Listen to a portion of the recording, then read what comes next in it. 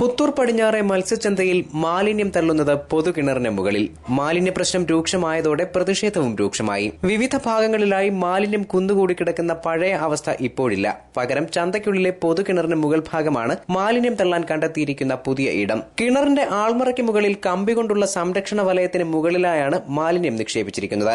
ആഴ്ചകളായി ഇതുതന്നെയാണ് അവസ്ഥ. നിരവധി തവണ നാട്ടുകാർ അധികൃതർക്ക് പരാതി നൽകിയെങ്കിലും ആരും തിരിഞ്ഞു നോക്കിയില്ല.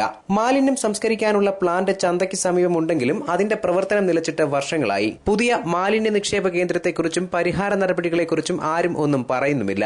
മഴക്കാലമായതോടെ മാലിന്യ ചാക്കുകൾ ചീഞ്ഞു നാറുകയാണ്. പുഴുശല്യവും രൂക്ഷമാണ്. ഇതിനോട് ചേർന്നുള്ള മത്സ്യവിൽപ്പന സ്റ്റാളിൽ ഇരിക്കാൻ പോലും കഴിയില്ല. പുത്തൂരിലെ മാലിന്യ പ്രശ്നത്തിന് പരിഹാരം കാണണമെന്നാവശ്യപ്പെട്ട് ഒരു മാസം മുമ്പ് വിവിധ സംഘടനകളുടെ നേതൃത്വത്തിൽ സമരങ്ങൾ നടന്നിരുന്നു. ഇതേ തുടർന്നാണ് ചന്തയുടെ പരിസര പ്രദേശങ്ങളിലെ മാലിന്യം അധികൃതർ നീക്കം ചെയ്യാൻ തയ്യാറായത്. ചന്തയ്ക്കുള്ളിൽ നിന്ന് ഓടകളിലൂടെ മലിനജലം ഒഴുകിപ്പോകുന്നതിനുള്ള സംവിധാനങ്ങൾ സ്വീകരിക്കുമെന്നും ഖരമാലിന്യം നിറഞ്ഞ് നീരൊഴുക്ക് തടയുന്നത് ഒഴിവാക്കാൻ ഫിൽട്ടർ നെറ്റുകൾ സ്ഥാപിക്കുമെന്നുള്ള അധികൃതരുടെ ഉറപ്പ് ഇനിയും പാലിക്കപ്പെട്ടിട്ടില്ല.